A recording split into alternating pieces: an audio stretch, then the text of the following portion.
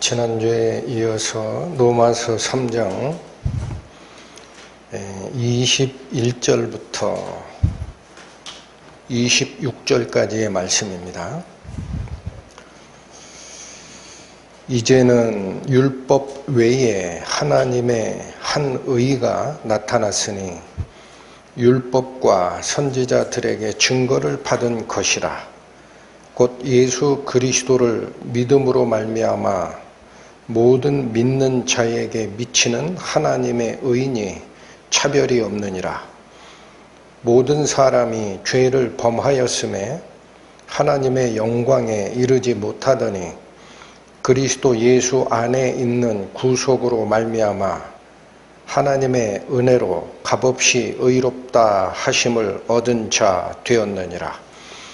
이 예수를 하나님이 그의 피로 인하여 믿음으로 말미암는 화목 제물로 세우셨으니 이는 하나님께서 길이 참으시는 중에 전에 지은 죄를 간과하심으로 자기의 의로우심을 나타내려 하심이니 곧 이때에 자기의 의로우심을 나타내사 자기도 의로우시며 또한 예수 믿는 자를 의롭다 하려 하심이니라.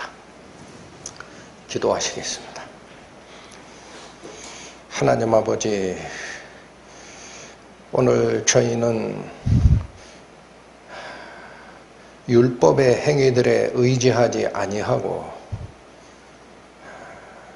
율법으로는 죄를 깨달음이라 하신 그 가르침 다음에 하나님께서 준비하신 저희 사람이 의로워지는 방법에 대하여 기록된 말씀을 통하여 살피고자 하오니 저희의 아둔한 마음 하나님께서 어루만져 주셔서 기록된 바 그 의미를 깨닫는 은혜 저희에게 베풀어 주시고 하나님의 영광 그 안에 동참하는 은혜 있기 원하오니 인도하여 주옵소서.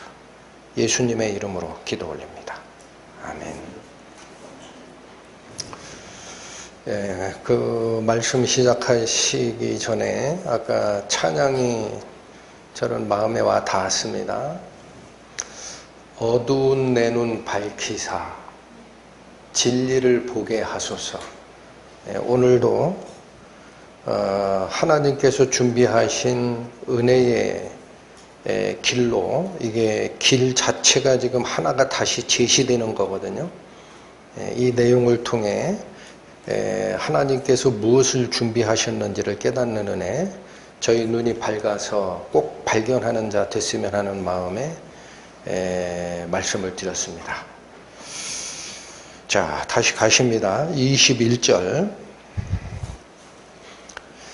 이제는 율법 외에 하나님의 한 의가 나타났으니 이렇게 시작을 하시죠. 원문에 보면 이제는 이라는 그 앞에 맨 앞이죠. 21절의 맨 앞에 그러나라는 접속사가 있습니다. 그러나. 그러니까 그러나 이제는 이라고 읽어주시는 게 정확한 건데 이 그러나라는 역접이라고 하죠. 내용이 바뀐다라는 거예요. 역접 접속사가 여기 따라 나온다라는 뜻은 기존의 방식과는 다른 방법이 있다라는 이야기를 지금 소개를 하는 겁니다. 어떤 방식? 의로워지는 방식. 그러나 이제는 이렇게 시작하는 것은 기존의 방식과는 다른 의로워지는 방식이 제시가 되고 있다라는 얘기인데 그러나 이제는 율법 외에라고 시작을 합니다. 그러니까 기존과 다른 이 의로워지는 방법은 율법 말고라는 얘기예요. 율법 말고 율법의 방식 말고 그렇다면 여기서 말하는 율법 외에 라고 얘기하였을 때 그 율법적 방식이 뭡니까? 율법적 방식이 뭐예요?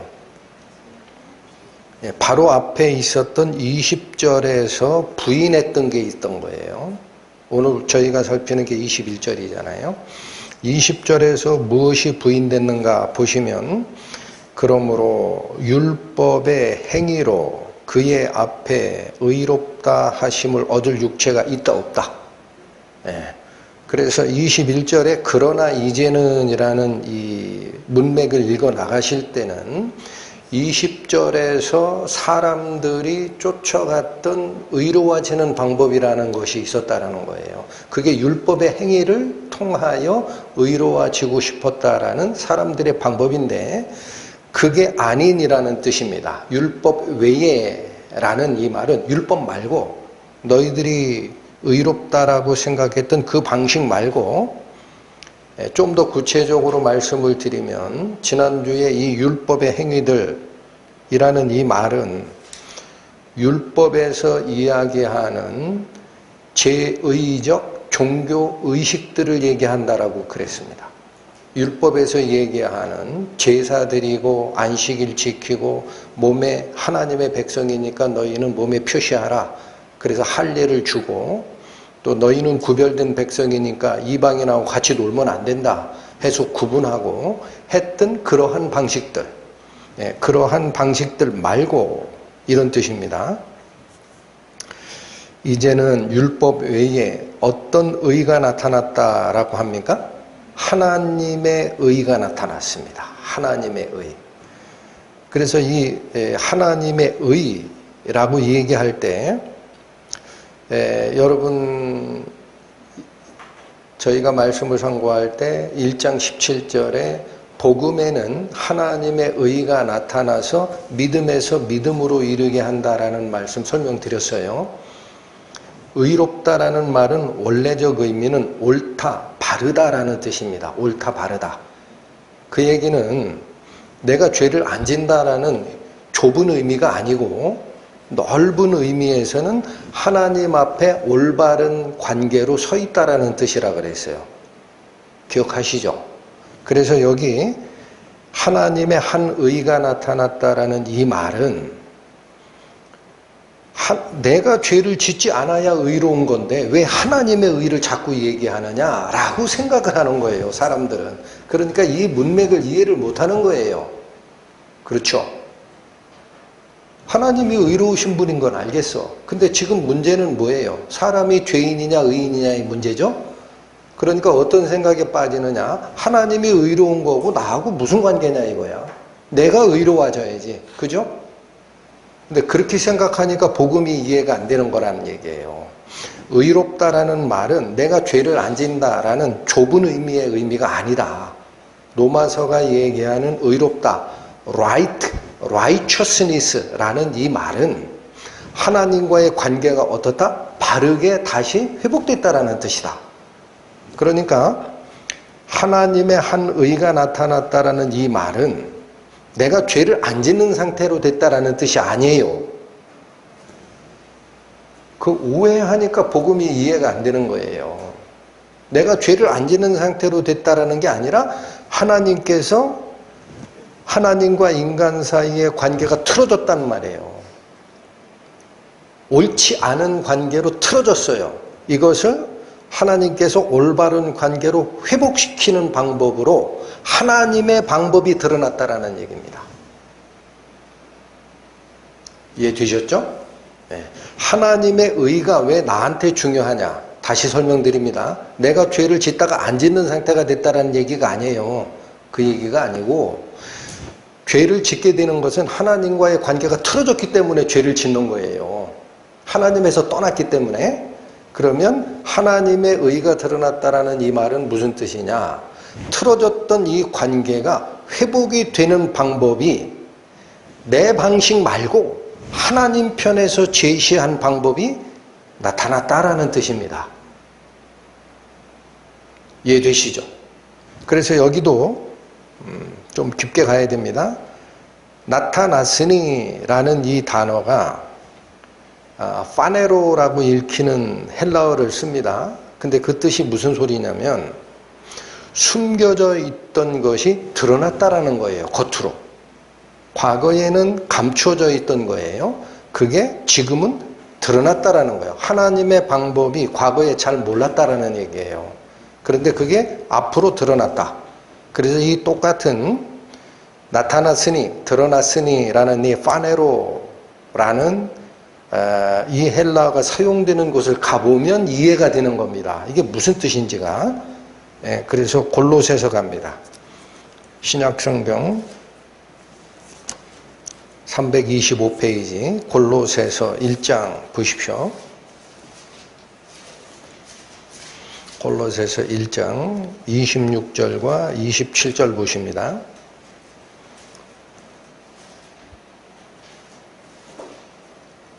찾으셨죠? 골로새서 1장 26절 봅니다. 이 비밀은, 자, 여기 시작을 뭐라고 하죠? 비밀이라는 것은 감춰져 있던 거라는 거예요.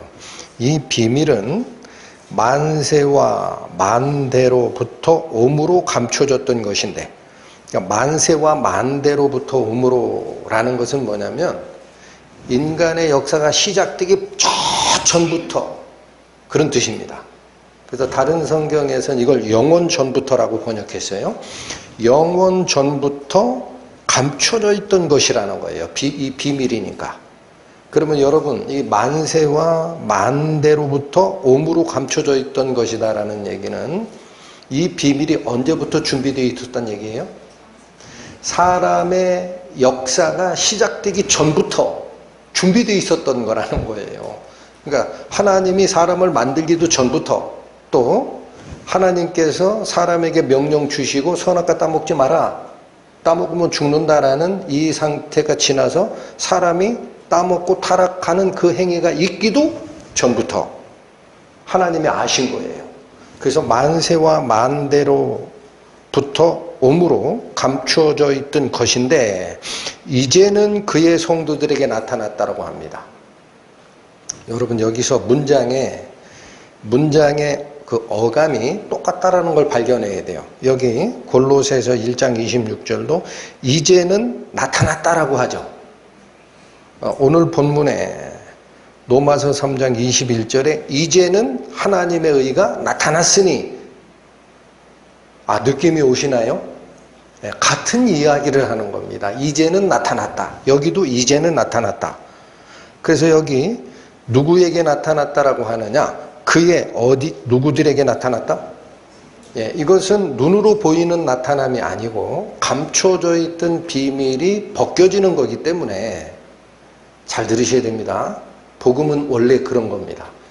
감춰져 있던 비밀이 벗겨서 알게 되는 거기 때문에 눈으로 보는 게 아니라 비밀을 깨닫는 거예요. 그래서 누구에게 이 비밀이 드러나는 거다? 그의 성도들만 알게 됩니다. 그래서 여기 그의 성도들에게 나타났고라고 할 때 바로 이 단어가 파네로입니다. 파네로예요. 그래서 오늘 본문 로마서 3장 21절에 하나님의 한 의가 나타났으니 라는 이 단어가 여기를 지시하는 거예요. 이게 뭘 얘기하는 걸까? 27절 봅니다. 하나님이 그들로 하여금 이 비밀의 영광이 이방인 가운데 어떻게 풍성한 것을 알게 하려고 감췄던 비밀이 지금 나타난 거다라는 거예요. 이어지기를, 이 비밀은 이제 나옵니다. 비밀이 3번 나와요 지금. 이 비밀이 뭐냐? 너희 안에 계신 누구니? 그리스도시라는 거예요. 이 그리스도는 믿지 않는 자 안에는 없어요. 역사적 그리스도가 아니에요. 영적 그리스도이기 때문에 내 안에 두르신 상태만 발견하게 되는 겁니다. 너희 안에 계신 그리스도니 곧 뭐라? 영광의 소망이니라. 영광의 소망이라는 게 무슨 뜻이에요? 하나님이 사람을 지으실 때 하나님의 영광을 부여해서 지으셨습니다. 그런데 하나님과 사람 간의 관계가 틀어져 버리는 바람에 사람은 하나님이 부여한 영광을 잃어버렸어요. 근데 이 예수께서 오셔서 그 영광을 회복시키는 희망으로 왔다라는 뜻입니다. 이게 영광의 소망이니라. 자, 다시 본문으로 가십니다. 로마서 3장 21절 다시 읽고 갑니다. 그러나 이제는 율법 외에 하나님의 한 의가 드러났으니, 이어집니다. 율법과 선지자들에게 증거를 받은 것이라. 이 말은 무슨 뜻이죠? 율법과 선지자들이라고 표현할 때는 그게 구약 성경이에요. 그러니까 이 예수 그리스도, 하나님께서 사람과 인간 관계가 틀어진 것을 올바른 인간 관계로, 올바른 하나님과의 관계로 회복시키기 위한 이 방식인 예수 그리스도가 온다라는 것은 유대적 구약 성경에는 없었는데, 유대적 구약 성경에는 없었는데 기독교인들이 꾸며낸 얘기다 라고 오해하지 말라는 뜻이에요. 성경에 있었던 거다. 그래서 여러분 1장 벌써 이걸 선언을 했었습니다. 1장 2절 보세요. 1장 2절 이 복음은 하나님이 선지자들로 말미암아 누구에 관하여? 예, 그 아들 예수 그리스도에 관하여 성경에 미리 어떻게 하신 것이다? 약속하신 것이라. 구약 성경에 이미 약속되어 있던 거다는 얘기죠. 1장 17절 갑니다. 복음에는 하나님의 뭐가 나타나서? 예, 하나님의 의가 드러난다라는 거예요. 하나님이 이야기하는 올바르게 회복되는 방법이 드러난다. 이 복음 안에 의가 나타나서 어디에서 어디에 이르게 한다? 네, 믿음에서 믿음에 이르게 하나니. 자, 이 말씀을 가져온 거거든요. 그래서 다시 본문으로 오세요. 21절, 3장 21절. 그러나 이제는 율법 말고 하나님의 한 의, 즉 그리스도를 통해 하나님과 올바른 관계가 회복되는 그 방법이 드러났으니 라는 뜻이에요. 율법과 선지자들에게 증거를 받은 것이라. 구약 성경에 예언되어 있던 거다. 22절 곧 이제 이게 바로 그 내용이야 라고 부연하는 겁니다. 21절의 말씀을 다시 부연 설명하는 게 22절. 곧 예수 그리스도를 믿음으로 말미암아 모든 믿는 자에게 미치는 하나님의 의고 차별이 없다.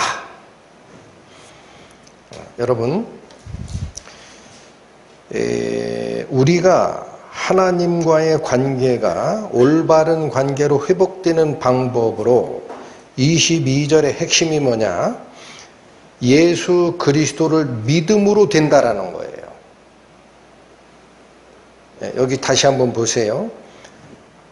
지난 일요일날 말씀 증거에서 믿음이라는 개념을 깊게 살폈습니다. 믿음은 우리가 정신작용이 아니고 누구를 신뢰하고 맡기는 거다 그랬어요. 맡기는 거다. 그래서 이 유대인의 나음이 모든 면에서 많이 있지만 가장 중요한 것은 하나님의 말씀을 맡았습니다. 그때도 그게 피스티오라고 그랬어요. 기억하시죠? 맡기고 맡는 관계가 믿음입니다. 그래서 여기 예수 그리스도를 믿는다라는 말을 하는데 여기서 중요한 질문을 던지고 있는 거예요. 하나님을 쫓아가는 사람들이라 하더라도 무엇을 믿느냐가 달라진다라는 겁니다. 하나님을 쫓아간다라고 본인이 이야기를 하는 사람들이 있어요. 그런데 그들이 무엇을 믿느냐가 달라진다라는 거예요. 그게 무슨 말이냐? 자, 유대 종교인들은 무엇에 의지했어요? 율법의 행위들에 의지했어요.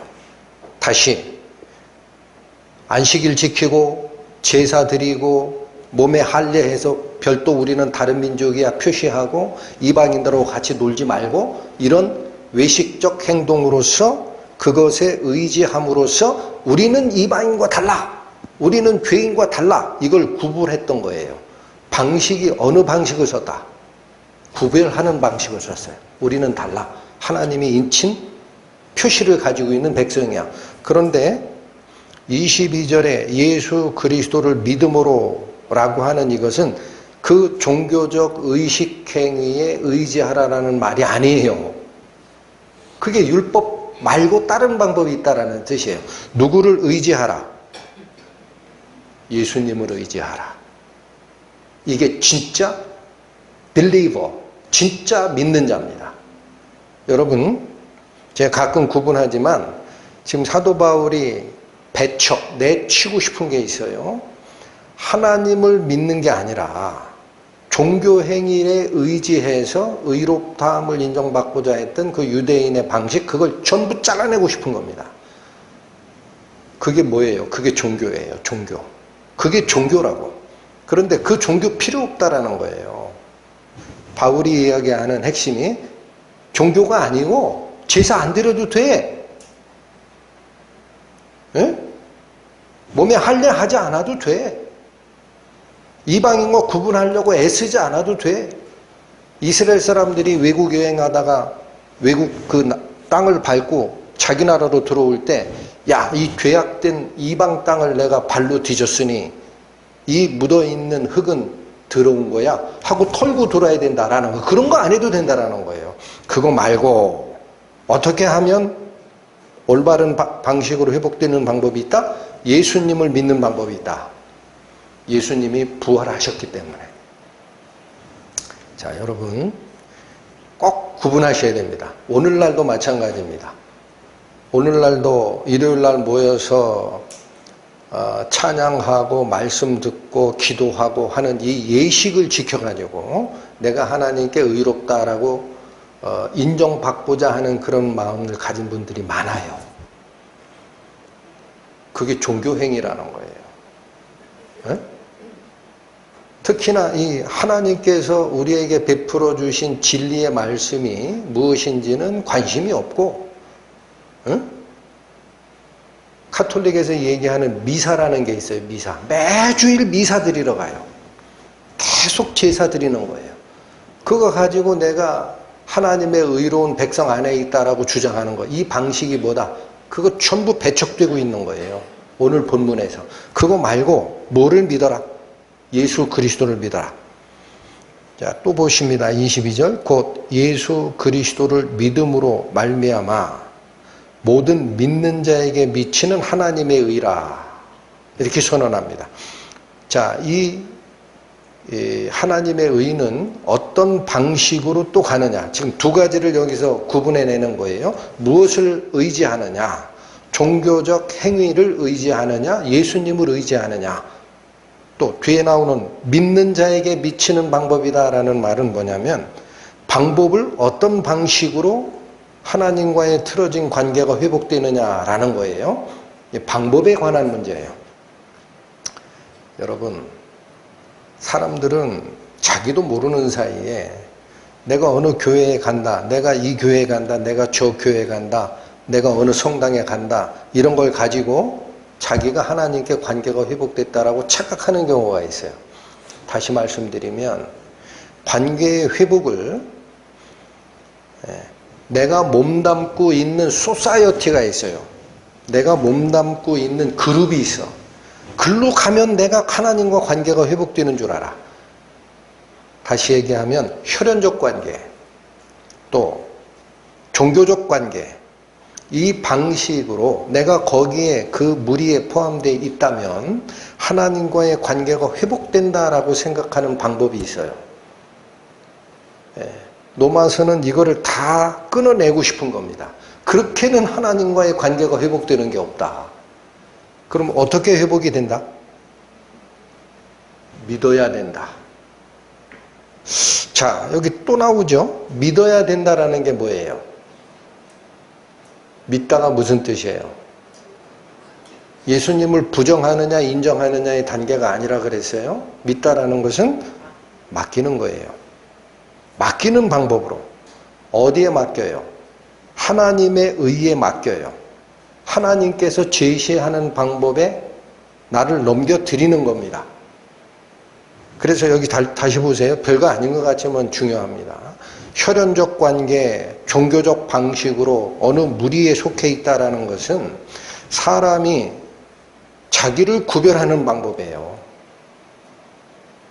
그렇잖아요. 나는 그들하고 안 놀아. 나는 여기랑 놀 거야. 이게 뭐다? 사람이 자기를 구분하는 방법이에요. 자기의 노력으로. 그래서 유대인들은 뭐냐면 이방인들이 하나님을 섬길 수 있다 그랬어요.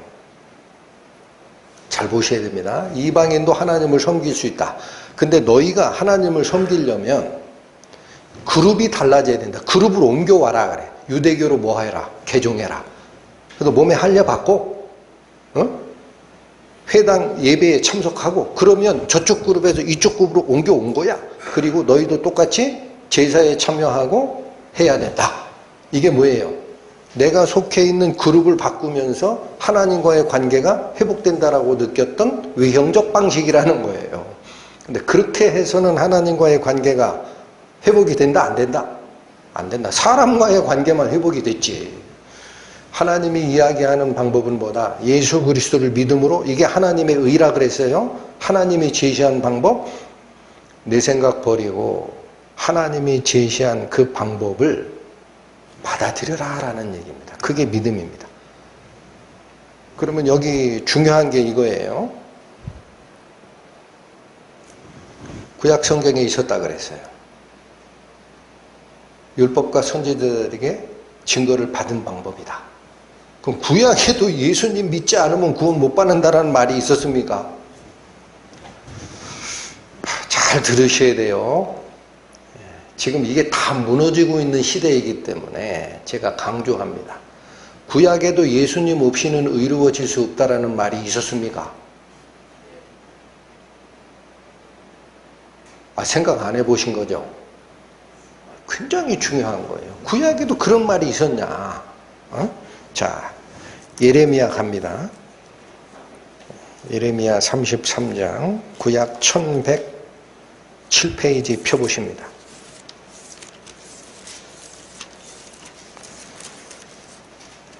1107페이지 예레미야 33장 보십시오. 오늘 말씀 시작하기 전에 찬양의 내용 제가 알려드렸어요. 어두운 내 눈 밝히사 진리를 보게 하소서. 또다시 그 마음으로 이 말씀 전합니다. 잘 들으셔야 됩니다. 구약에 예수님 없이 구원받을 수 있다는 말이 있었느냐? 예레미야 33장 15, 16절 보십니다. 15절 그날 그때에 여기도 지정된 시기가 있어요. 그날 그때에 내가 다윗에게 한 의로운 가지가 나게 하리니. 여러분 이거는 제가 여러 차례 설명을 드렸기 때문에 다시 부연 설명하면 입이 아파요.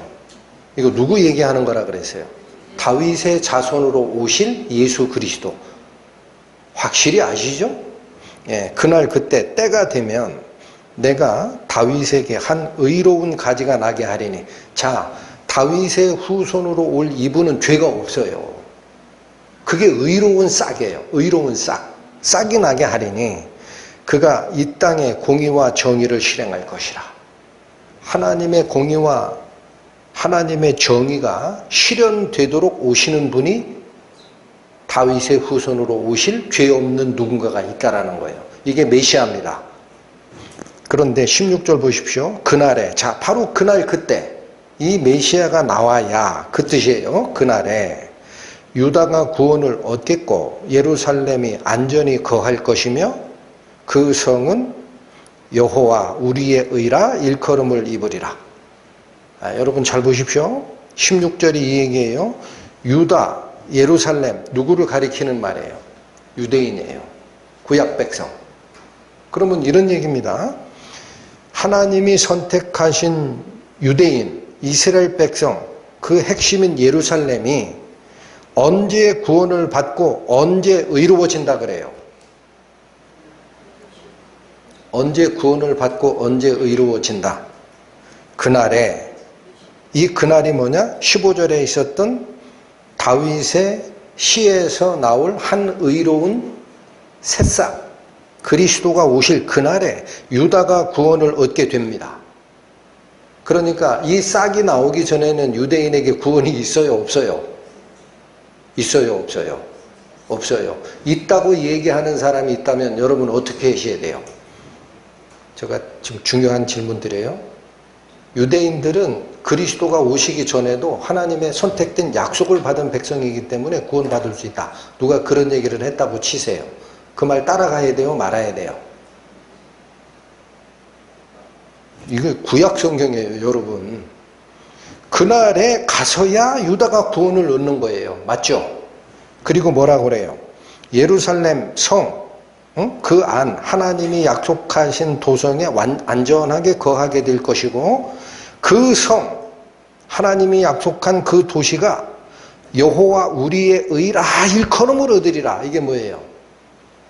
하나님이 우리의 의로움이 되셨다라고 일컬어질 때가 된다. 그때 가서야. 그러면 그때 이 다윗의 뿌리에서 나오게 될 의로운 메시아가 오기 전에는 유다가 구원이 있어요, 없어요? 없어요. 또 하나님이 약속하신 예루살렘 성에 이들이 의로운 나의 자녀다라는 증거가 확보가 돼요? 안 돼요? 안 된다는 얘기죠. 여러분, 이게 여기에 무슨 해석이 다르게 나갈 이유가 있습니까? 명백하죠? 그런데 제가 말씀 전하다가 이런 말씀을 드리는 거는 특정 집단을 비난하고자 하는 게 아니고 진리를 쫓아가자라는 뜻입니다. 오해하지 마세요. 지금 프란체스코 교황이 제 기억에 2012년인가부터 재임을 했어요. 근데 2015년에 발표한 게 있어요. 프란체스코 교황이 뭐라고 했는지 아세요? 유대인은 예수 그리스도가 없이도 구원을 받을 수 있다 그랬어요. 네?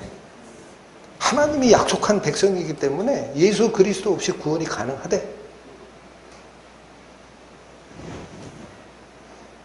그게 성경을 부인하는 건지를 왜 물으시냐 이거예요. 성경에 돼 있잖아요. 언제 가서야 의로워지고 구원을 받게 된다. 다윗의 뿌리에서 나오는 의로운 가지 예수 그리스도 외에는 그분이 오시기 전에는 구약에 약속된 유대인이라 하더라도 구원은 없다. 아멘. Keep in mind 하십시오. 이사야 54장 갑니다. 한 군데 더 쳤습니다. 구약성경 1034페이지입니다. 이사야 54장 보시죠.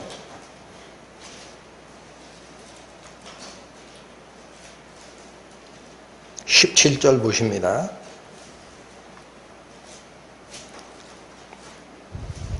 무릇 너를 치려고 제조된 기계가 날카롭지 못할 것이라. 자, 여기서는 전쟁 상황을 가정한 겁니다. 살인 기계로 나를 죽이려 하는 상황을 빗댄 거예요. 무릇 너를 치려고 제조된 기계가 날카롭지 못할 것이라. 아, 이거 무슨 전쟁 났다라는 소린가 했더니 아니에요. 뒤에 말씀이 바뀌어요. 무릇 일어나서 너를 대적하여 송사하는 혀는이라고 합니다.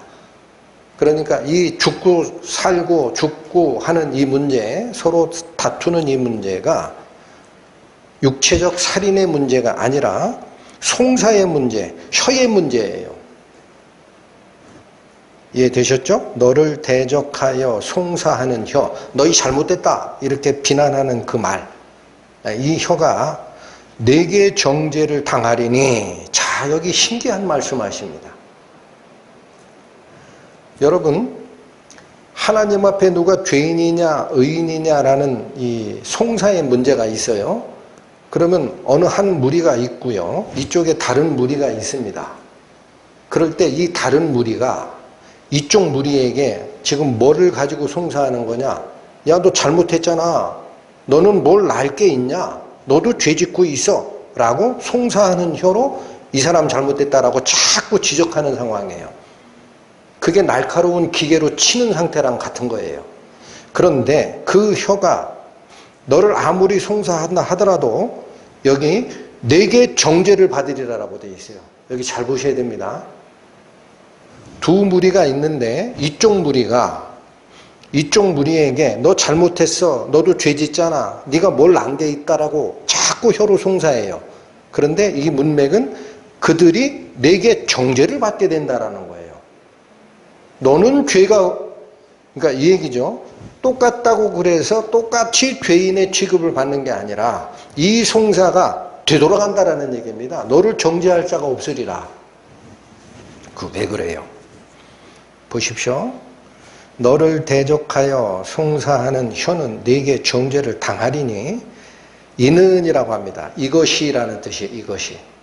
이것이 여호와의 종들의 기업이요. 자, 여기 우리 성경에 기업이요라고 번역된 이 단어는 여호와의 종들이 받을 몫이요, 받을 유산이요라는 뜻이에요. 그러니까 하나님으로부터 하나님을 쫓아가는 사람들이 하나님의 종입니다. 여호와의 종들, 하나님을 쫓아가는 사람들이 받을 몫이 뭐냐면 누가 하나님의 종들인 너희를 향하여 혀로 너 똑같이 죄 짓잖아, 너 잘못됐잖아, 네가 뭘 놨다고 라고 송사를 해도 이 사람은 송사를 안 받아요. 오히려 이 사람에 의해서 너희가 정죄를 받게 된다 라는 이 자격, 이게 누가 얻을 자격이다. 여호와를 쫓아가는 자들이 얻을 유산, 자격이라는 거예요. 아니 왜 그래요 여러분? 에? 여기 복음의 핵심이 있어요. 둘 다 이 무리든 죄 짓고 사는 모습을 보면 차이가 별로 없어요. 똑같아. 그런데 이 사람은 하나님 백성이라고 자기를 얘기를 해. 그러니까 이쪽에서 뭐라 그래요? 혀로 송사합니다. 야, 네가 하나님 백성이면 왜 그렇게 사냐? 똑같이 죄 짓냐? 그러나 이 사람들은 정죄를 받지 않아요. 그게 하나님께서 받은 우리의 몫입니다. 왜 그러냐 했더니 이는 또 나옵니다. 이것이. 자, 이게 왜 이렇게 가능하냐? 이것이 그들이 누구에게서 얻은 의인이라? 사람이 스스로 죄를 짓지 않고 하나님 믿지 않는 다른 무리보다 선한 행동을 해서 얻은 의가 아니에요. 여러분, 이게 복음이에요. 내가 다른 사람보다 선하고 의롭고 거룩하기 때문에 자격을 얻은 게 아니에요. 누구에게서 얻은 의예요? 여호와로부터 받은 의입니다.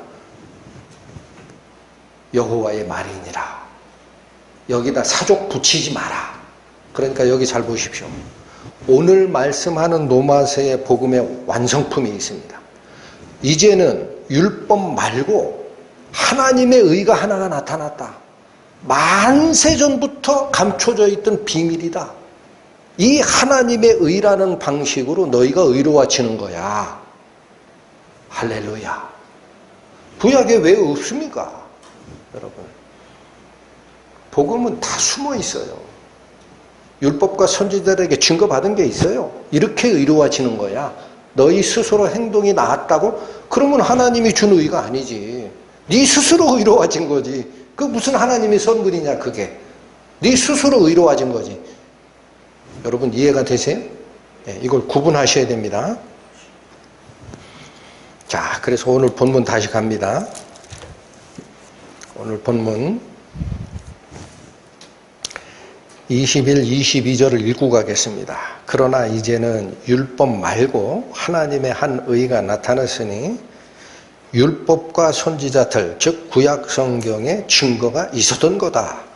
22절 곧 예수 그리스도를 믿음으로 말미암아 종교적 제의 활동을 통해서가 아니라 예수 그리스도를 믿음으로 말미암아 모든 믿는 자에게 미치는 하나님의 의인이 차별이 있다 없다? 없다. 이 선언하셨어요. 23절 갑니다. 모든 사람이 죄를 범하였음에 하나님의 영광에 이르지 못하더니. 자, 여기 아까 저희가 찾아봤던 골로새서 1장 26절에 만세와 만대로부터 감추어져 있던 비밀이 예수님이다 그랬어요. 근데 지금은 그 예수께서 드러났고 이게 뭐라 그랬어요 아까? 영광의 소망이니라. 영광이 회복될 수 있는 희망이 딱 그거 하나다. 근데 여기 지금 뭐라 그래요? 23절에 모든 사람이 죄를 범하였음에 어디에 이르지 못하였다. 하나님의 영광에 이르지 못한 상태라 그래요. 이게 회복되는 거예요 여러분. 복음은 이게 회복되는 거라고. 그러면 보십시오. 말씀으로 설명드릴게요. 사람이 죄를 범하기 전에는 하나님의 영광을 받았어요. 받았어요. 하나님의 영광이 드러나는 존재였어. 어떤 게 있을까요? 처음에 만드실 때 뭐라고 하고 만드셨죠? 하나님이 하나님의 형상을 따라 사람을 만들고 이 사람으로 하여 지구상의 모든 것을 다스리게 하자 했습니다. 이게 첫 번째 영광입니다. 무슨 영광? 지구상의 피조물을 다스리는 영광. 여기 잘 보셔야 돼요.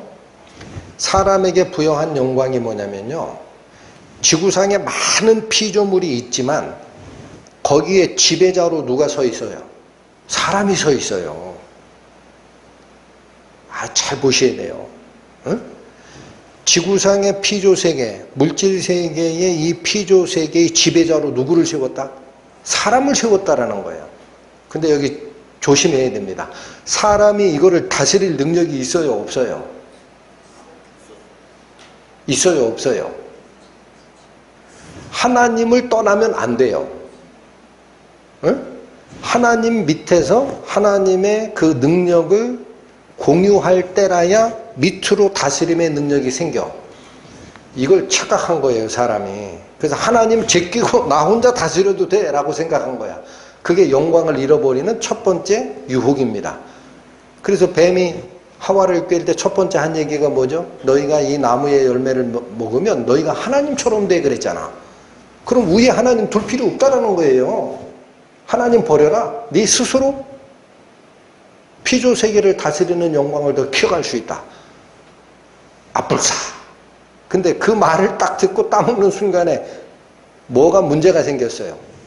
보십시오. 위계질서를 하나님의 영광과 하나님의 능력이 대리자로 세운 지배자, 사람을 통과했을 때라야 밑으로 지배하는 능력이 퍼져나가는 건데 이걸 끊어버렸다라는 거예요. 이거 끊어도 돼. 이게 뱀의 유혹이거든. 네가 하나님 되면 돼. 위에 하나님 둘 필요 없어. 그러는 순간 뭐가 안 와요? 전기가 안 와. 전에 말씀드렸어요. 아무리 좋은 핸드폰이 있어요. 아무리 좋은 핸드폰이 있다 하더라도 배터리가 나가면 무용지물이야. 배터리 전원 누가 공급하시는 거예요? 핸드폰의 배터리야 전기가 공급하지. 인간의 영광은 누가 주신 거다? 하나님이 공급하는 거를 몰랐어? 이걸 잘라버려도 된다 라는 말에 뱀의 유혹에 딱 자르는 순간 영광 잃어버렸어요. 맞죠?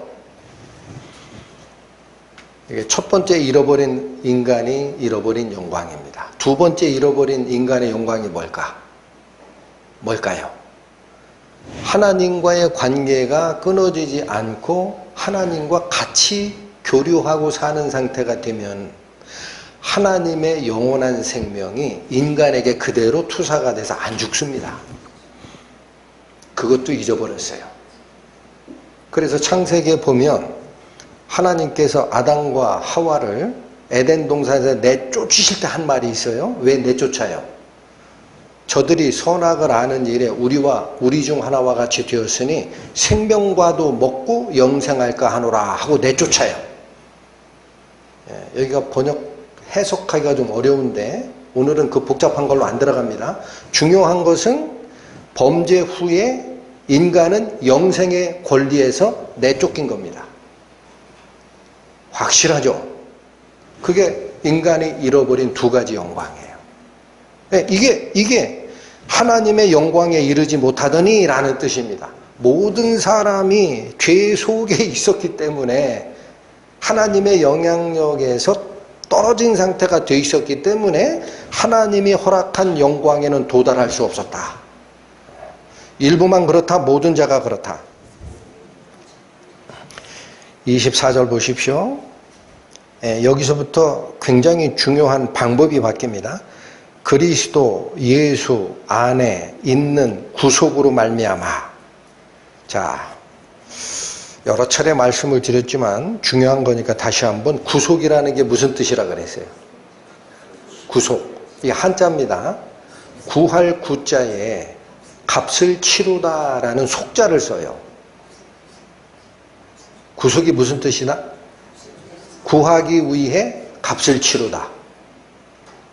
가만히 있어. 왜 갑자기 지불 얘기를 하느냐 이거예요. 대가를 지불하라라는 얘기를 하느냐.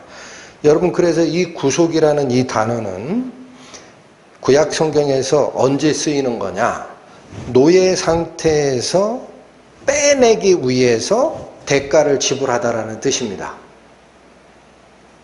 다시요. 노예 상태, 지배받는 상태에서 그 사람을 빼내려면 대가를 지불해야 된다라는 뜻이다. 그러면 예수 그리스도가 바로 그 대가를 지불했다는 뜻이잖아요. 구하기 위해서 대가를 지불하다가 구속이에요. 그러면 우리가 누구 밑에 있었단 얘기냐? 어디 지배 아래 있었단 얘기냐? 어느 지배 아래 있었어요? 안 있었어요? 어디 그렇게 되어 있어요? 9절에. 9절 뭐라고 되어 있어요? 그러면 어떠하뇨? 우리는 나으뇨? 결코 아니라 유대인이나 헬라인이나 전부 다 어디 아래 있었다? 이게 지배력 아래 있었다. 죄의 지배를 받는 노예였다라는 거예요. 그러니까 그 지배 아래에서 빼내기 위해 뭐를 지불해야 된다? 대가를 지불해야 된다라는 거예요. 대가가 뭐를 지불해야 죄 아래에서 빠져나올까요? 예? 예, 6장 23절 갑니다. 성경 말씀대로 쫓아가야 됩니다. 로마서 6장 23절. 죄의 싹은 사망이요. 여러분, 여기서 싹이라는 게 뭐예요? 대가예요, 대가. 죄의 대가는 뭐예요? 그러니까 죄 아래에 지배받던 영혼이 그 죄의 지배 아래에서 구하여 빼내려면 뭐를 지불하는 방법밖에 없다? 죽음으로 지불해야 한다. 생명을 내놔야 한다라는 거예요.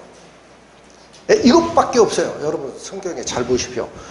죄의 지배력 아래 있는 자가 그 지배력 아래에서 빼냄을 받으려면 종교활동 열심히 해야 된다라는 게 아니에요. 의롭게 살아야 된다라는 게 아니에요. 응? 뭐 해야 돼요? 대가를 지불하지 않고는 나오는 방법이 없다. 여러분, 이게 복음의 시작입니다.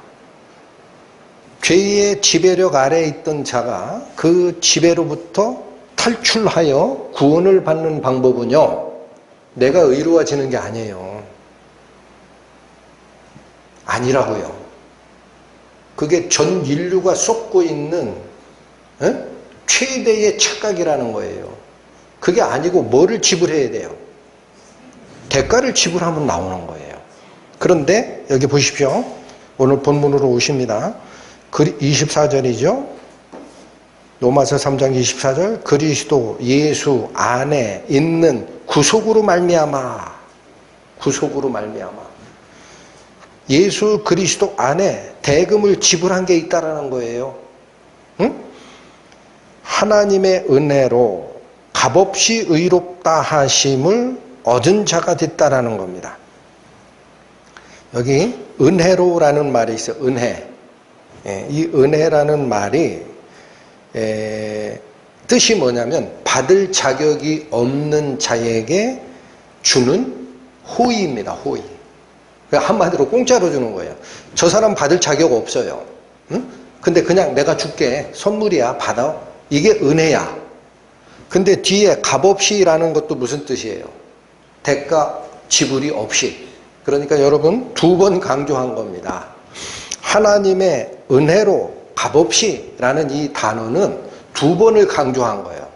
이것은 네가 지불하는 게 아니라는 거야. 하나님의 은혜로 값없이 라는 이 말은 내가 지불하는 게 아니고 하나님이 지불하는 거야. 그런 뜻이에요. 이해가 되시죠? 하나님의 은혜로 내가 대가를 지불하는 게 아니고 하나님이 지불하는 거야. 그 은혜로 어떻게 됐다? 의롭다 하심을 얻은 자 되었느니라. 여러분 하나 수정해 드릴게요. 확정적 은혜를 강조하느라 요 24절의 맨 끝에 되었느니라 하고 과거형으로 번역을 했는데 원래 헬라어 원문에는 이게 현재형입니다. 되느니라예요. 값없이 의롭다 하심을 얻은 자 되느니라. 그래서 무슨 뜻이냐면 현재형으로 써져 있는 이러한 표현 방식은 그게 법칙을 얘기할 때 그래요. 법칙.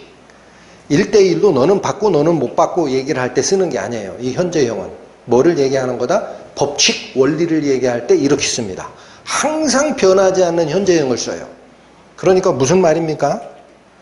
예수 그리스도 안에 죄의 노예 상태에서 구원함을 받기 위해서 반드시 지불해야 하는 지급의 대가가 예수 그리스도 안에 있는 거고 그게 하나님께서 너희가 지불하는 게 아니야. 하나님 내가 할 거야. 이걸 두 번 강조한 게 하나님의 은혜로 값없이 지불된 게 있다. 이렇게 의로워지는 방법이 있다. 그래서 현재형이에요. 되느니라. 그런데 여기 보세요. 값을 지불하면 왜 그게 의로워진다고 그래요? 여기 그렇죠. 24절 잘 보세요. 하나님의 은혜로 값없이 어떻게 하심을 얻었다.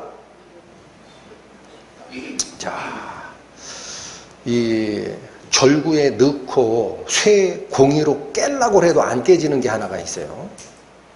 네? 복음을 전하다 보면 그게 참 안타까워요. 쇠절구에 넣고 있죠. 쇠 공이로 찍어가지고 깰라고 해도 안 깨지는 게 있어. 그게 뭐냐? 구원을 어떻게 생각해? 자기가 쓸만한 자로 바뀌는 걸로 이해를 해. 아니라고요. 그건 자기가 지불하려고 하는 생각이에요. 안 바뀌어요. 아까 이사야서 말씀이 뭐라고 그랬어요? 날카로운 기계로 너희를 치려는 자가 있을 거다. 혀로 너희를 송사하는 자가 있을 거다. 너희나 나나 다른 게 없지. 근데 네가 어떻게 하나님의 복을 받는 자야? 라고 송사하는 자가 있을 거다. 그러나 그 자가 바로 정죄를 받을 것이고 너는 의롭다함을 인정받으리라. 이게 하나님의 종들이 받아갈 하나님이 하사한 몫이다 그랬어요. 유산이다. 할렐루야. 바뀌는 게 뭐냐면요. 우리가 의롭다 하심을 얻었다라는 이 말은 다시요. 이거 굉장히 중요해요. 절구 공이에 넣고 깰라고도 안 깨지는 게 이 사상이에요. 그러니까 자꾸 자기가 행위로 뭔가를 하면 하나님에게 의로워지는 길로 더 가까이 갔다라고 생각을 하는 거예요. 결코 그런 건 없어요. 그게 아니고 여기서 의롭다 하심을 얻었다라는 말은 넓게 보셔야 돼요. 죄 안 짓는 상태로 바뀌었다가 아니에요. 죄 안 짓는 상태로 바뀌었다가 아니야. 그건 자기가 의로워진 거지. 의롭다 하심을 얻은 게 아니지. 뭐가 바뀌는 거예요? 하나님과의 관계가 삐뚤어졌다 그랬죠? 범죄함으로, 타락함으로써 이게 어긋났다라는 거예요? 단절됐다?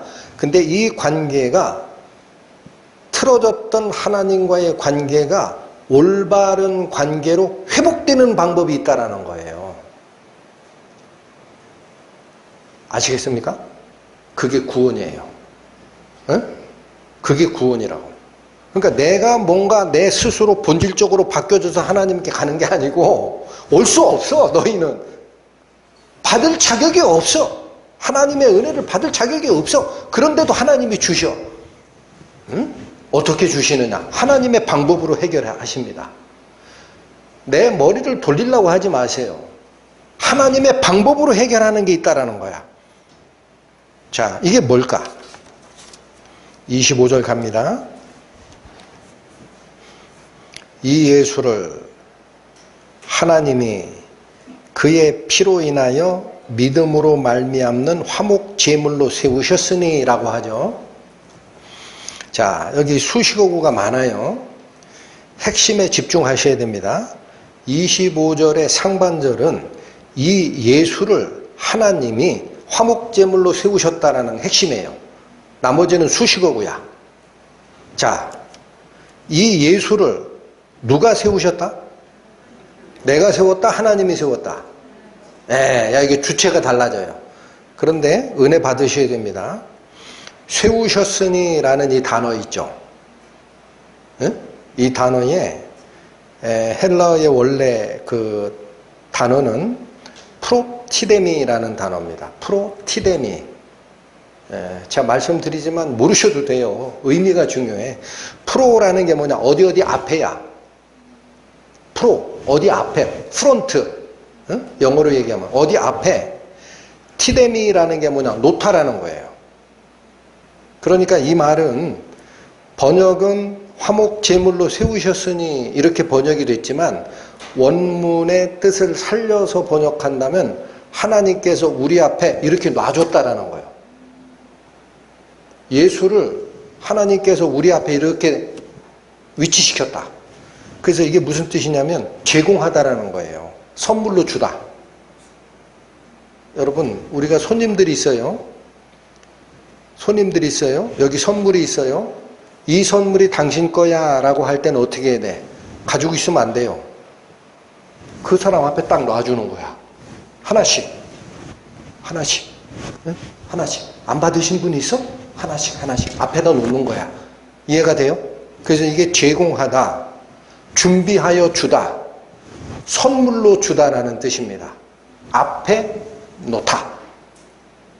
여러분, 예수 그리스도를 내 마음에 은혜의 밭 앞에 딱 하나님께서 놓아주신지를 모르면 절대 복음이 이해가 안 가요. 하나님이 어떻게 했다고요? 예수 그리스도를 우리 앞에 놔놨다. 자, 이게 앞에 놓다, 제공하다, 준비된 물건을 주다 이런 뜻인데 무슨 뜻일까? 하나님께서 예수를 제물로 우리 앞에 제공했다라는 말이 무슨 뜻일까?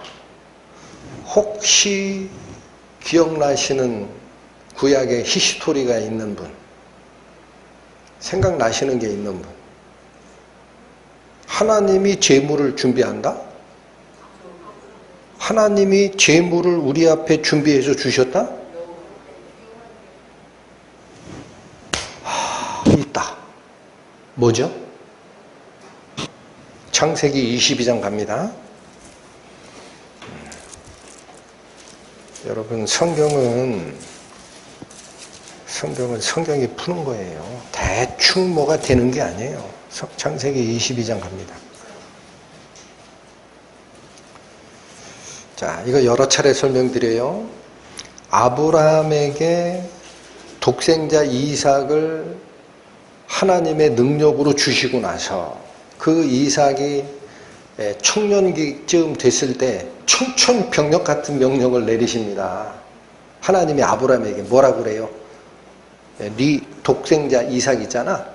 걔를 데리고 내가 지시하는 어느 산에 가가지고 걔를 죽여서 불에 태워가지고 나한테 제사로 바쳐라. 야, 이게 뭐지? 응?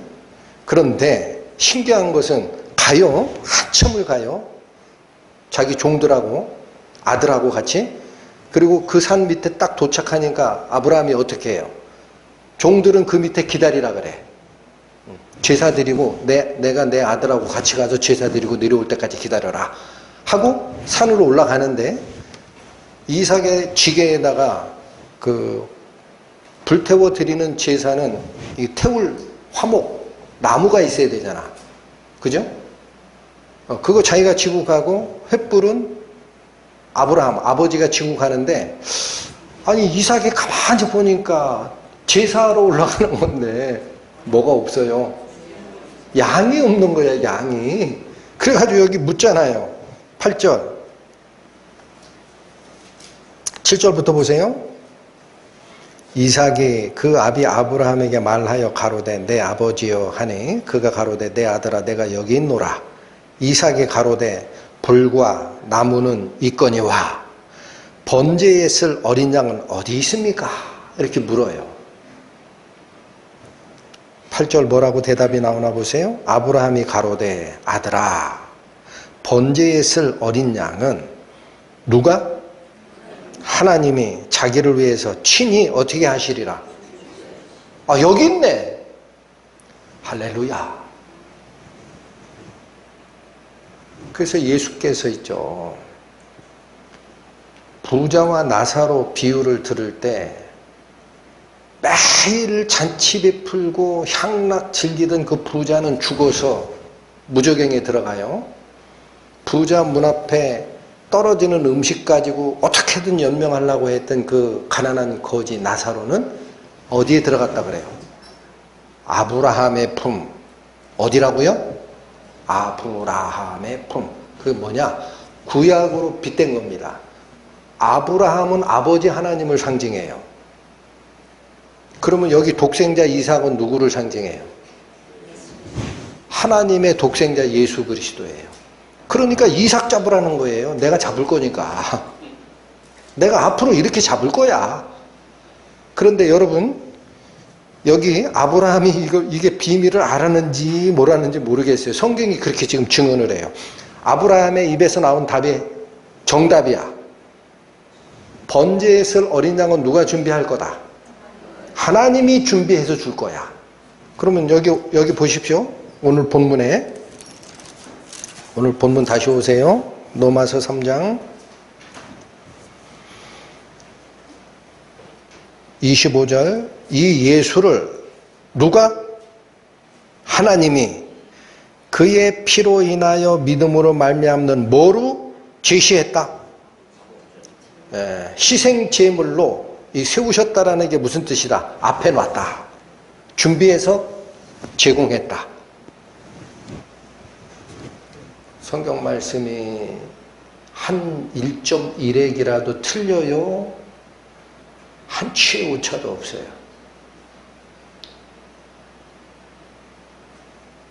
한 치의 오차도 없죠. 왜 그래요? 구약에 약조하신 하나님이 아브라함하고 약조할 때에 그때에 거기 성자 예수께서 같이 계신 거예요. 그걸 모르니까 이해가 안 되는 거예요. 에?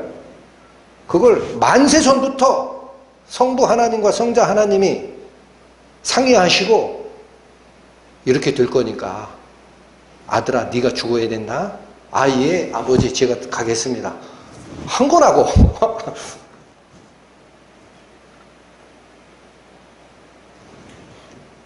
이 말씀을 들으면 또 믿지 않는 사람은 그 어느 목사님 그 구라가 끝내주더라 그러면 그럴 걸. 그렇게 들을 분 그렇게 들어야 돼. 그 믿어져요 그게? 완전한 준비입니다. 누가 세우신 희생양이 있다? 하나님께서. 그런데 자 여기 저는 이삭을 제물로 바치라고 요구했던 하나님이 이삭을 받아요 안 받아요? 안 받으시잖아요. 잠깐 대기. 야 아브라함 잠깐 죽이지 마라. 내가 네 믿음을 봤다. 그러니까 얘 잡는 거 이제 다 끝나서 내가 이제서 내가 하나님 나를 믿는 줄 알았노라 하고 어떻게 해요? 아브라함이 뭐라고 얘기해요? 여호와의 산에서 준비되리라. 여호와 이래. 여호와의 산에서 이 제사는 앞으로 준비되리라. 그 여호와의 산, 아브라함이 이삭을 잡으려고 했던 그 장소, 거기가 어디예요? 그게 지금 예루살렘 성전이 서 있는 자리예요. 거기서 예수 그리스도께서 실제 제물로 죽을 것을 이해를 한 거지. 그러니까 자 복잡한 얘기 하지 마시고 아브라함에게 이삭 바쳐라고 요구했는데 그 제물 하나님이 받았다 안 받았다? 안 받았다. 왜 안 받았을까? 그 완전한 제사 아니거든. 이삭 죄인이에요. 죄인의 제사를 받아봐야 되냐? 안 되지. 그래서 하나님께서 당신의 독생자 예수를 제물로 잡을 것을 알고 계셨기 때문에 됐어. 네가 이 뜻을 알았으니 됐다. 내가 실행한다. 하고 약속하셨던, 아브라함과 약속하셨던 그 제사를 하나님이 어디서 지금 제시하신다? 예수 그리스도를 통해 제시하신다. 할렐루야. 자, 중요한 게 이겁니다. 이 희생 제물로 예수를 앞에다 놔주셨다라고 그랬어요. 제물로 제공했다, 하나님께서. 그런데 이 희생 제물이 뭐냐면 바꾸자라는 얘기예요. 바꾸자. 아브라함이 이삭을 하나님이 아브라함에게 이삭을 요구했던 건 뭐냐면요. 이삭이 특별히 죄를 져서가 아니라 죄를 진 사람은 생명을 바쳐야 된다라는 거예요. 근데 그거 직접 죽이려고 했거든요. 아브라함이. 근데 그거 가지고 안 돼. 그거 해봐야 소용이 없어. 그러니까 바꿀 거야. 뭘로 바꿀 거야? 하나님이 준비한 제물로 바꿀 거야. 그러면 여기 보십시오. 구약에서 죄를 지으면 염소 데려다가 머리에 안수하죠. 이게 무슨 뜻이에요? 나의 죄가 흠없는 제물로 옮겨갑니다 라는 뜻이에요. 여러분 거기 구약의 제사를 보면 흠 있는 염소 가져오라는 말이 없어요. 잘 보셔야 돼요. 흠 없는 염소 가져와야 돼.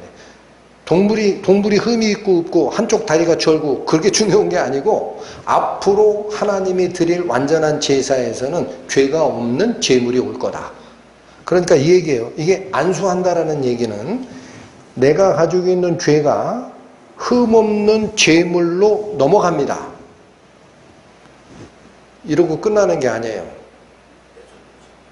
왜 흠 없는 제물을 쓰라고 하느냐? 흠 없는 제물의 생명이 나에게 옵니다. 교환됩니다.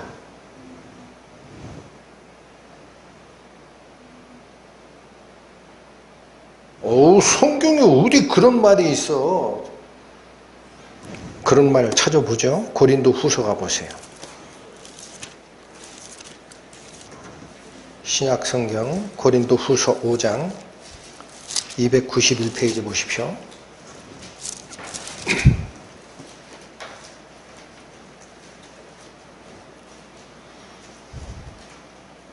21절 고린도 후서 5장 21절 보세요. 하나님이, 자 이거 주도 누가 하신 거죠? 하나님이 하십니다. 죄를 알지도 못하신 자, 이게 누구예요? 예수님이에요.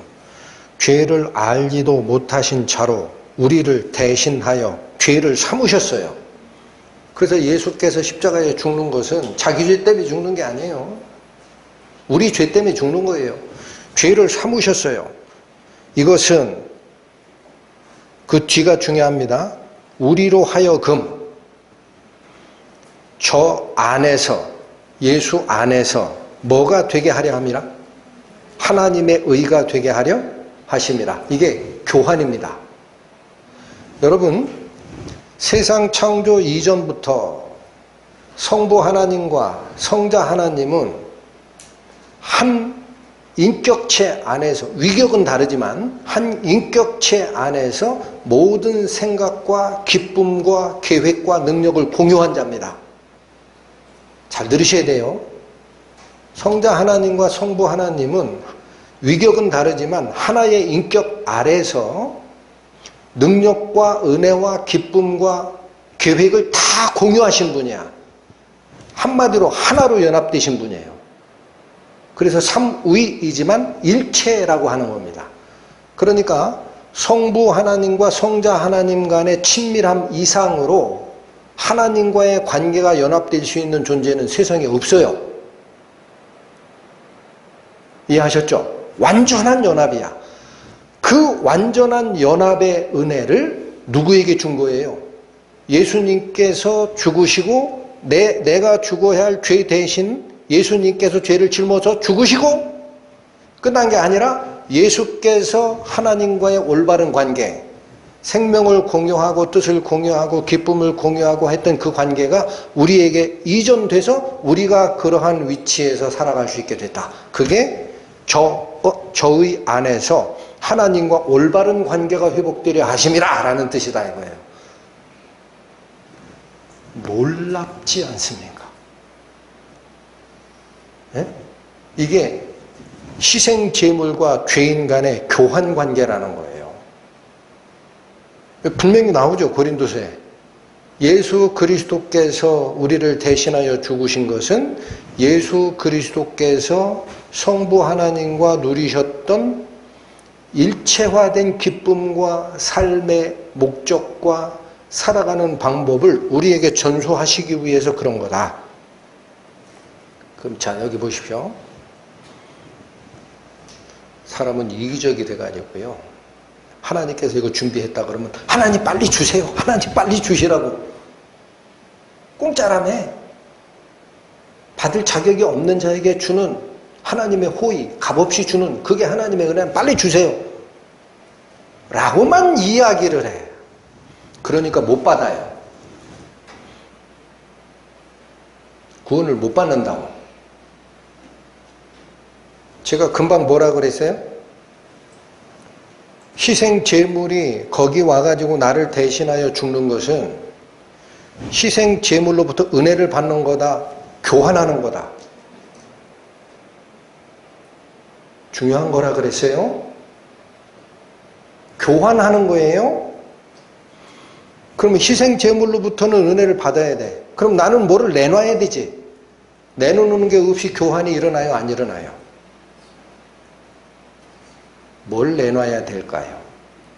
돈 내놔야 돼요? 네? 내가 받고자 하는 게 뭐라 그랬어요? 그 희생 제물에 흠없는 생명력을 받고자 하는 거예요. 그럼 내가 내놔야 하는 거는 뭐냐? 내가 가지고 있는 더러운 생명을 버려야 돼요. 그래야 바꿔지거든. 그게 성경의 원리다. 마태복음 16장 갑니다. 신약성경 28페이지 보십시오. 마태복음 16장 25절.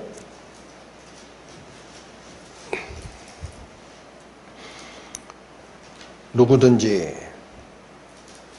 아직 못 찾으셨어요? 마태복음 16장 25절 페이지로 신약 28페이지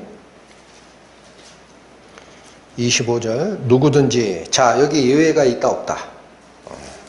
제 목숨을 구원코자 하면 잃을 것이요. 누구든지 나를 위하여. 이게 무슨 뜻이에요? 예수님을 위하여가 무슨 뜻이야? 우리가 예수님을 위해서 뭘 할 수 있는 게 있다라는 뜻이 아니라 나를 얻기 위하여예요. 예수 그리스도를 얻기 위하여 제 목숨을 잃으면 어떻게 하리라? 다시 얻게 되리라. 여러분, 이게 완전한 교환입니다.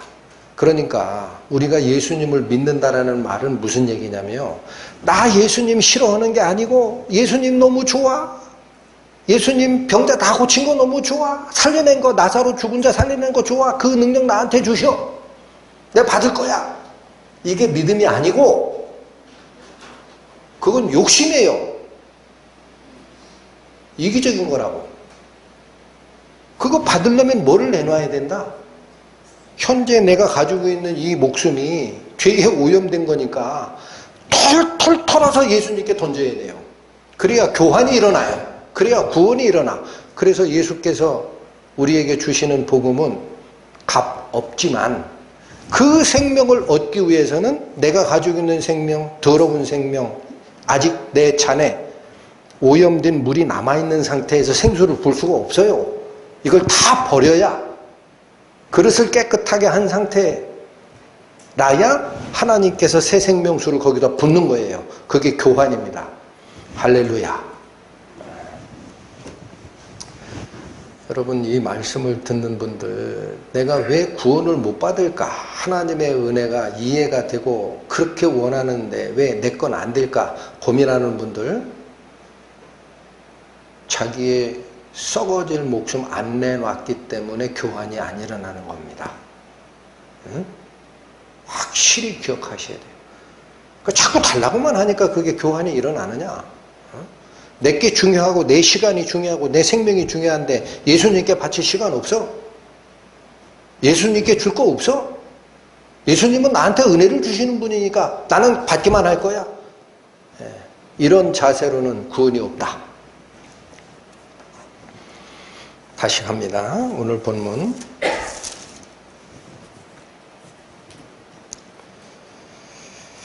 25절, 이 예수를 하나님이 그의 피로 인하여 믿음으로 말미암는 제물로 우리 앞에 세워주셨으니, 제공하셨으니, 이런 뜻이다 그랬어요. 여기도 또 하나 중요한 게 있습니다. 이 제물은, 예수라는 이 제물은 어떻게 해야 내가 그 제사 효력에 연합될 수 있습니까? 구약의 제사규라면 흠없는 염소 돈을 주든 친구한테 나 좀 하나 넘겨주면 안 되겠느냐, 양해를 얻든 해서 가지고 갈 수 있죠. 그리고 그 목을 따면은 하나님께서 약속하신 죄의 사면이라는 은혜 속에 들어갈 수가 있죠. 근데 이 예수는 어떻게 해야 내가 그 은혜 속으로 이 제물의 효력 안으로 들어가느냐? 믿음밖에 없어요. 믿음으로. 그러니까 이 믿음이란 말이 또 나오는 겁니다. 믿음이란 말이 무슨 뜻이다? 예수님을 신뢰하고 안 움직이는 게 아니라 나의 모든 권한을 맡기는 거다. 그게 없이는 이 예수 그리스도의 제사 효력으로 내가 들어갈 게 없다. 여기도 하나 부인하는 게 있어요. 믿음으로 말미암는 제물이다라는 이 말은, 믿음으로 말미암는 제물이다 라는 이 말은 그동안에 유대인들이 쫓아갔던 제사, 의식, 종교 행위에 말미암는 게 아니다라는 거예요. 그 방식대로 쫓아가려고 그러면 오지도 말어, 그런 얘기입니다. 그런 방식으로는 예수님의 피의 효력으로 네가 들어가는 방법이 없다. 자꾸 제사 드리려고 하지 마라. 그리고 나서 중요한 말씀이 나옵니다. 세우셨으니 그 다음에 이는 하나님께서 길이 참으시는 중에 전에 지은 죄를 간과하심으로 자기의 의로우심을 나타내려 하심이니. 자, 예수님을 완전한 제물로 우리 앞에 제시한 이유가 나옵니다. 그게 이는이에요. 이렇게 하신 이유가 있다. 이렇게 하신 이유. 뭐라고 그래요? 하나님께서 길이 참으시는 중에 전에 지은 죄를 간과하심으로 자기의 의로우심을 나타내려 하심이니.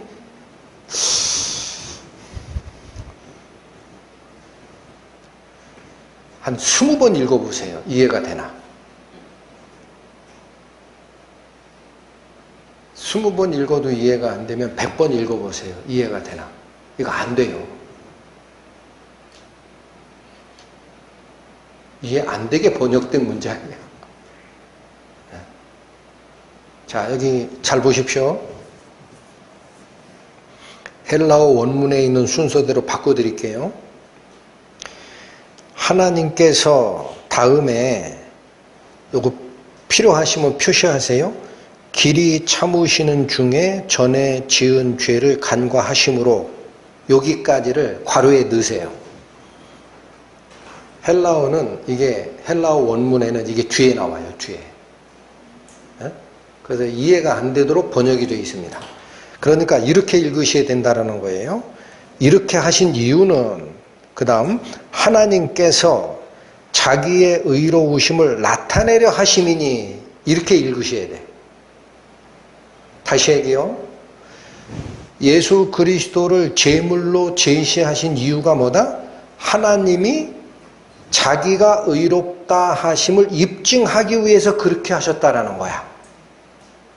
그리고 제가 괄호 속에 넣으시라고 한 길이 참으시는 중에 전에 지은 죄를 간과하심으로 라는 이 문장 있죠. 이 문장은 길이 참으시는 이라는 그 앞에 원문에는 왜냐하면이 있어요. 왜냐하면. 아주 복잡합니다. 자, 이런 얘기예요.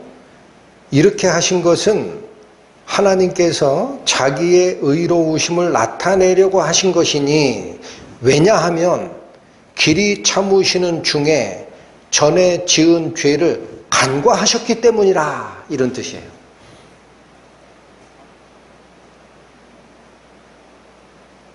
그래도 잘 이해가 안 되죠? 자, 여기 은혜 속으로 들어오셔야 됩니다. 여러분, 전에 지은 죄를 간과하셨다라는 문장이 굉장히 의미가 있어요.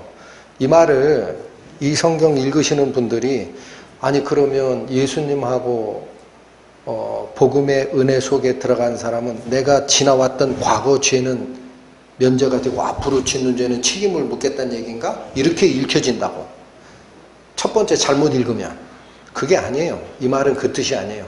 여러분, 예수께서 드린 제사는, 제사의 효력은 복음을 깨닫는 순간이 여기라고 가정하세요. 내가 복음을 깨달았다고 가정하시고, 그러면 지금까지 짓던 죄를 면제를 받고 앞으로 짓는 죄는 면제를 안 받는 거예요.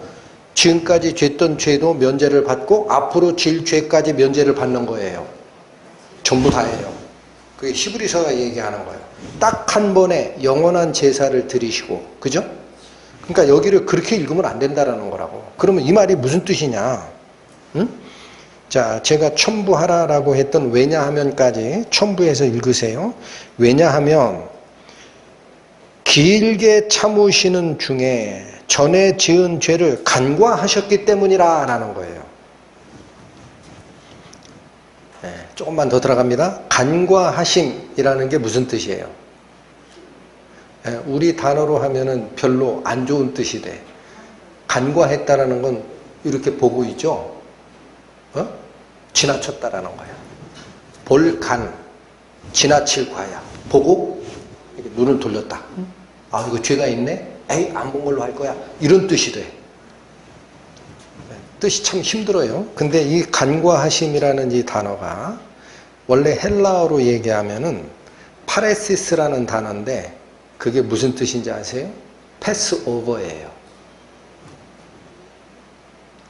패스오버. 이제 느낌이 오죠? 언제 썼던 단어예요? 6월절,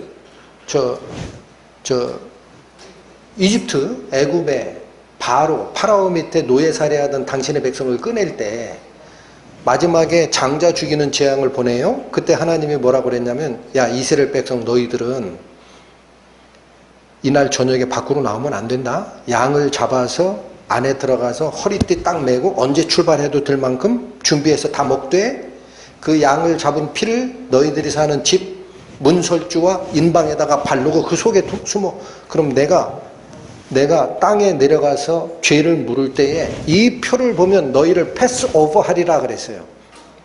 그 단어 쓰는 겁니다. 이 간과하셨다라는 게. 그럼 그게 무슨 뜻이에요? 자, 출애굽기 12장 13절 나중에 가보세요. 내가 피를 볼 때에 너희를 패스오버, 넘어가리니 라는 약조가 있어요. 여러분, 거기 천사가 패스오버 한다라는 게 아니에요. 실제로는 이 일을 누가 한 거예요? 출애굽 때 그 애굽의 장자 죽이는 재앙을 누가 실행했어요? 천사가 했어요. 근데 표현을 뭐라 그래요? 천사가 넘어가리니라고 안 해. 내가 그 피를 보면 너희를 넘어갈 거다. 이게 무슨 뜻이냐? 앞으로 일어날 일이에요. 앞으로 일어날 일. 모든 사람들이 하나님의 재판석에 섰을 때 하나님의 죄를 다 봅니다. 다 죄를 봐요. 그런데 이 표시가 있으면 그 죄는 안 보고 넘어갈게 라는 그게 전에 지은 죄를 간과하신 적이 있었다라는 거야. 그러면 여기 잘 보십시오. 하나님의 공의를 오해하면 안 됩니다. 하나님이 그 피를 보면 왜 넘어간다 그랬죠? 이게 약속이에요. 약속. 이 약속을 어디까지 후손들에게 알려주라 그랬어요. 네 후손의 후손 영원하게 전하라 그래서.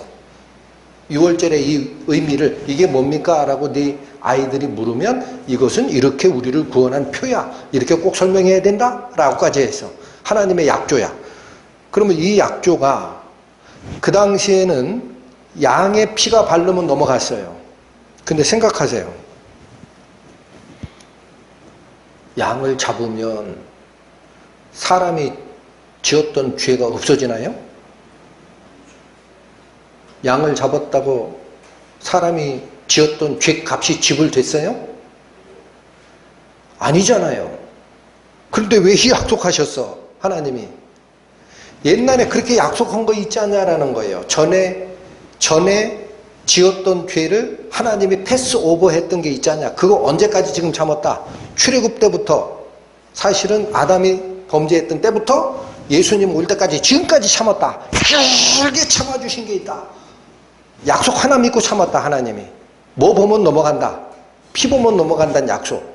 근데 그 염소피가 사람이 지은 죄를 갚을 만한 능력이 없는데 왜 약속하셨을까? 없던 걸로 치자 이러려고? 그러면 하나님은 의로운 하나님 아니에요.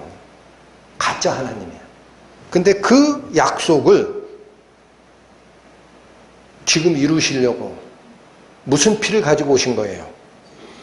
25절, 이 예수를 하나님이 그의 피로 인하여 믿음으로 말미암는 제물로 세우는 거예요. 여기 피가 나와요. 여기 피 나와요. 어느 피 보고 넘어가겠다? 예수님의 피를 보고 넘어가겠다. 그러니까 여기 보십시오. 아브라함에게 네 독생자 이삭을 잡아서 나에게 제물로 바쳐라 요구했던 하나님이 그 이삭을 왜 안 받으셨느냐? 앞으로 천상에서 일어날 사면의 제사는 이삭이 죽어서 끝나는 제사가 아니거든. 누가 죽으셔야 돼요?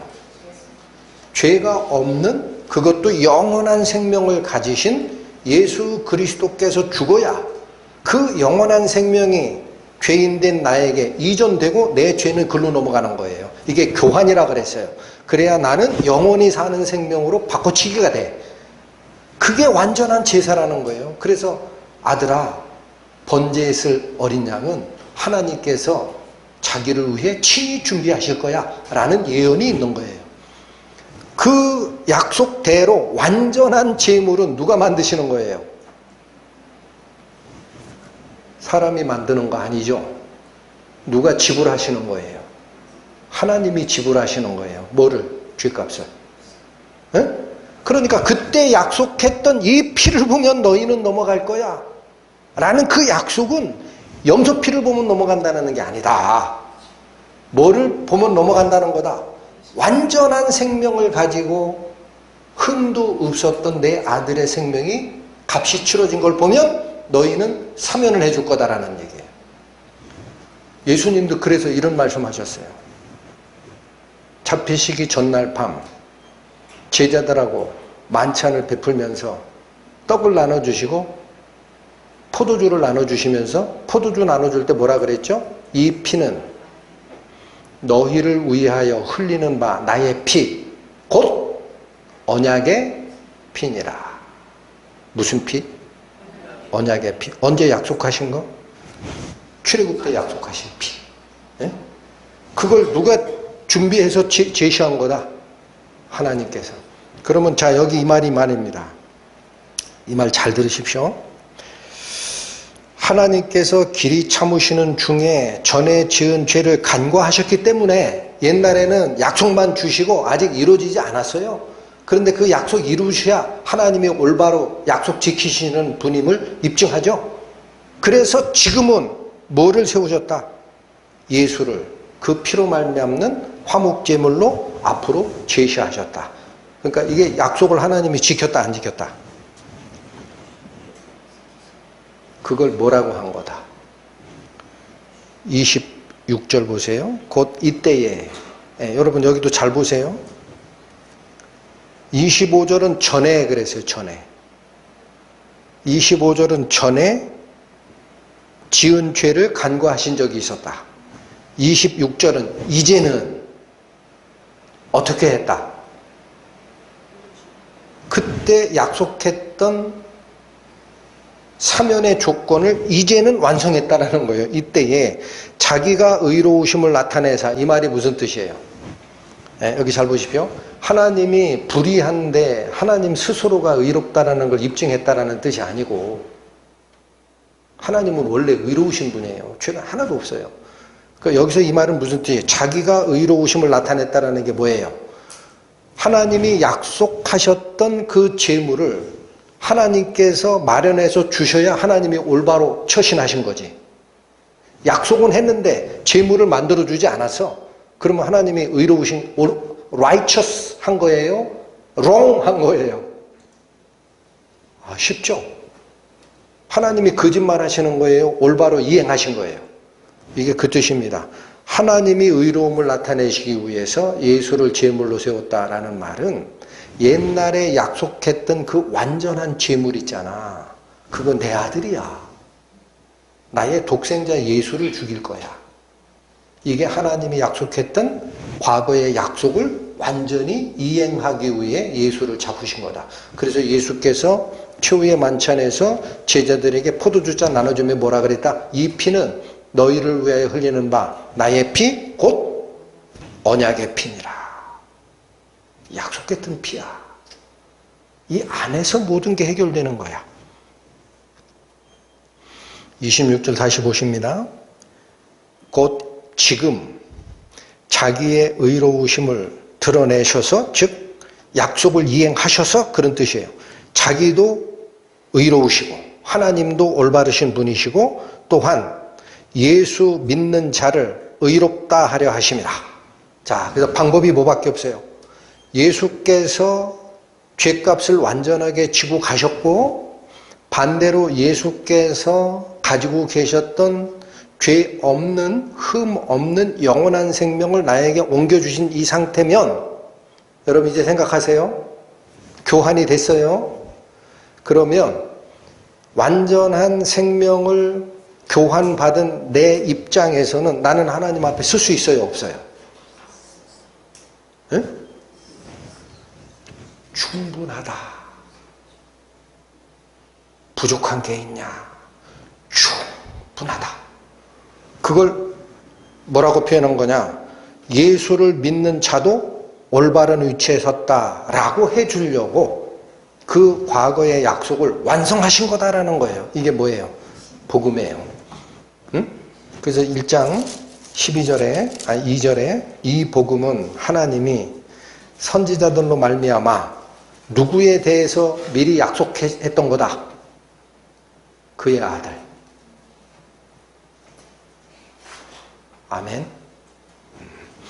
자, 저는 또 하나 오늘 이 말씀의 가장 핵심이 이겁니다. 지금 사도 바울이 완전히 배격하고 싶었던 게 하나가 있어요. 이거 놓치시면 안 돼요. 그것 때문에 구원을 못 받아요. 제 개인적 의견으로는.